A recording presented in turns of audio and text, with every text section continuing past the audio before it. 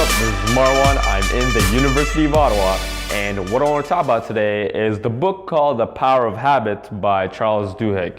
I think I'm butchering his last name, but the reason why I want to talk about this is because he talks about this really cool concept called the habit loop. So basically what you do when you go through a habit is Charles breaks it down into three parts. So the first part is the cue. So basically that's like the action trigger, like the first thing that causes the habit, whether it's 3 p.m. or you hear a specific sound or anything like that. There's like a lot of different types of triggers that can happen. The routine is what you do once the habit starts. So once you hear that trigger, what is your routine? And what are the steps that you go through, and the reward is what do you get out of that habit? Like what's the end goal? Like do you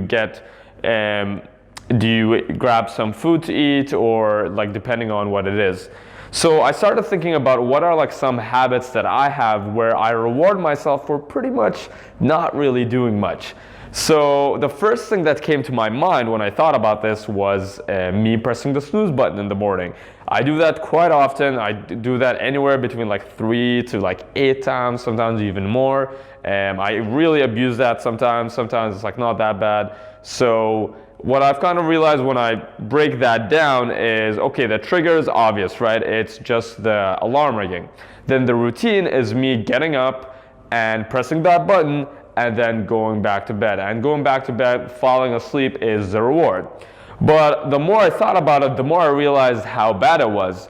Because what essentially I'm doing here is experiencing something where ideally I would only experience after a long, hard day's work, where I fall into sleep and right before you go to bed, right before you shut down and you go to sleep, that process of falling asleep is the enjoyable part of going to sleep, which is your brain getting into that relaxed state of mind. Your body's slowly shutting down and you're getting in a very relaxed mood, and then you fall asleep.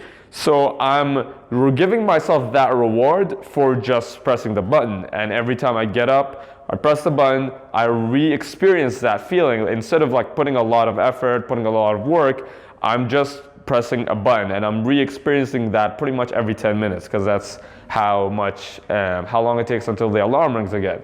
So I kind of realized that that's why it's so hard for me to kick off that habit, because it's something that ideally would be something I would get after a long, hard day's work, and instead I'm just giving it to myself for just pressing a freaking button.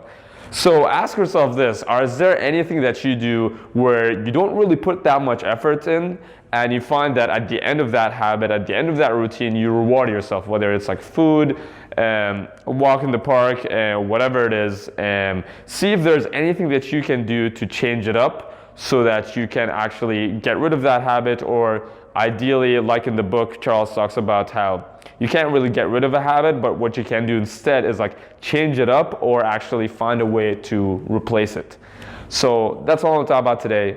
And on that note, until next time.